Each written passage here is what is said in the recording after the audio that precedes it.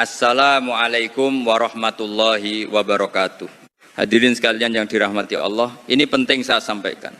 Kita ini sering dengar orang ngomong marhaban ya Ramadan. Kalimat ini masyhur sekali pas mau puasa. Tapi tahukah sampean apa makna sebenarnya dari marhaban itu? Ini ngaji santai saja. Marhaban itu dari kata rohaba yang artinya lapang, luas atau tempat peristirahatan yang nyaman. Jadi saat kita bilang marhaban ya Ramadan, itu ibarat kita menyambut tamu agung dengan hati yang sangat lapang. Bukan malah sumpek atau mengeluh karena bakal lapar dan haus seharian. Makanya ulama dulu itu kalau mau masuk Ramadan senangnya bukan main. Ibaratnya Ramadan itu tempat kita istirahat dari keburukan dan dosa-dosa harian. Ruang lapang buat rohani kita yang sumpek urusan dunia. Jadi menyambutnya harus riang gembira, hatinya dibikin jembar dan bahagia. Orang Islam itu aneh kadang, dikasih bulan penuh ampunan malah mikirnya, waduh repot ini nggak bisa ngopi pagi loh. Harusnya mikir alhamdulillah ada diskon besar-besaran pahala dari Allah. Bulan di mana rahmat itu obral dibagikan secara gratis dan besar-besaran. Paham ya? Jadi makna menyambut dengan gembira itu bukan cuma pasang spanduk besar-besar di jalan, tapi hatinya itu disiapkan. Rahbat atau lapang itu maksudnya jiwa kita siap menampung rahmat Tuhan yang mau turun deras. Kalau hatinya sempit, ya rahmatnya nggak bisa masuk, meluber kemana-mana nanti. Coba sampean bayangkan, Allah itu bikin aturan puasa bukan buat menyiksa kita kelaparan. Justru puasa itu cara Allah memerdekakan kita dari penjajahan hawa nafsu dan perut. Biasa diperbudak makan dan minum, sekarang dilatih mandiri. Harusnya kan bangga jadi manusia merdeka. Logikanya gitu kan. Makanya dalam agama itu penting sekali yang namanya ikhlas dan senang hati. Sayyidina Ali itu pernah bilang, amal sedikit tapi dikerjakan dengan hati yang senang dan syukur, itu jauh lebih baik daripada amal banyak tapi sambil ngedumel. Termasuk puasa Ramadan ini, kuncinya dirasa senang itu. Lalu ada yang tanya, Gus, puasa itu kan menahan, wajar kalau lemas. Ya memang lemas fisiknya, tapi ruhaninya itu kuat, segar bugar. Karena apa? Karena rohani kita diberi asupan berupa zikir, sabar, dan menahan emosi. Jadi jangan jadikan puasa alasan buat malas-malasan atau kerja nggak becus. Dalam hadis qudsi Allah berfirman, puasa itu untukku dan aku sendiri yang akan membalasnya. Ini spesial sekali. Ibadah lain itu malaikat yang catat pahalanya. Tapi puasa langsung diurus jalur VIP sama Allah. Saking istimewanya pahalanya itu tidak terbatas, terserah Allah mau kasih berapa. Jadi menyambut Ramadan itu ibarat menyambut tamu yang bawa koper isinya emas berlian. Masa iya tamunya datang sampean cemberut, pasti disuruh masuk, disuguhi yang enak-enak, dihormati. Begitu juga Ramadan. Kita muliakan bulannya, kita nikmati ibadahnya, tadarusnya, tarawihnya, sodakohnya. Dan jangan lupa, puasa itu juga melatih empati sosial.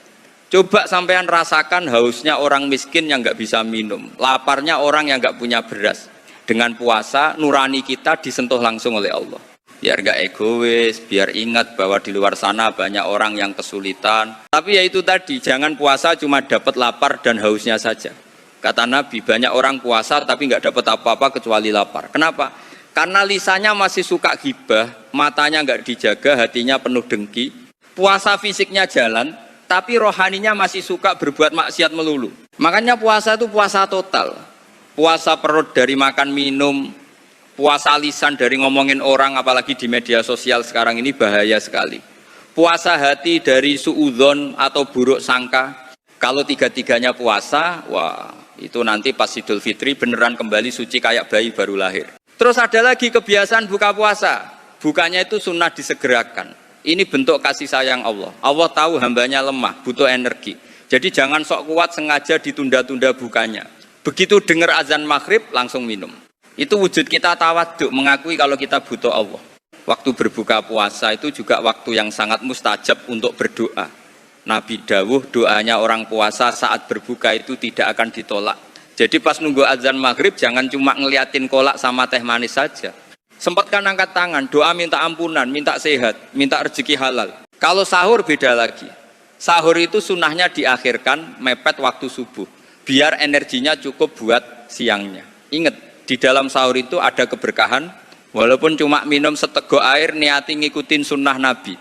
Keberkahan sahur inilah yang bikin kita kuat menjalani ibadah sepanjang harinya. Saya tuh sering berpesan, jadikan ibadah itu senyaman mungkin. Agama ini gampang, ringan. Ramadan itu bulan penuh kasih sayang, ampunan maghfirah, dan pembebasan dari api neraka. Mari kita nikmati momen ini, jangan jadikan beban. Lakukan ibadah semampu kita, tapi dengan hati yang sangat bahagia. Banyak orang terlalu tegang beragama. Ibadah itu dinikmati, dirasakan lezatnya. Tarawih bareng, tadarus bareng. Kalau capek ya istirahat, besok lanjut lagi. Allah itu maha tahu kapasitas hambanya. Yang dinilai itu keikhlasan dan istiqomahnya. Biar sedikit tapi rutin, itu lebih disukai Allah. Jadi mari kita niatkan di bulan suci ini, kita tata hati kita. Kita perbaiki hubungan dengan Allah dan perbaiki juga hubungan dengan sesama manusia. Saling memaafkan, saling berbagi takjil, bersedekah. Karena sebaik-baiknya manusia itu yang paling banyak kasih manfaat buat orang lain di dunia. Mungkin itu saja yang bisa saya sampaikan. Semoga Ramadan kita tahun ini lebih baik dari tahun-tahun sebelumnya. Jadikan Ramadan ini sebagai madrasah, tempat kita belajar jadi hamba yang bertakwa. Sekian dari saya, kurang lebihnya mohon dimaafkan. Wassalamualaikum warahmatullahi wabarakatuh.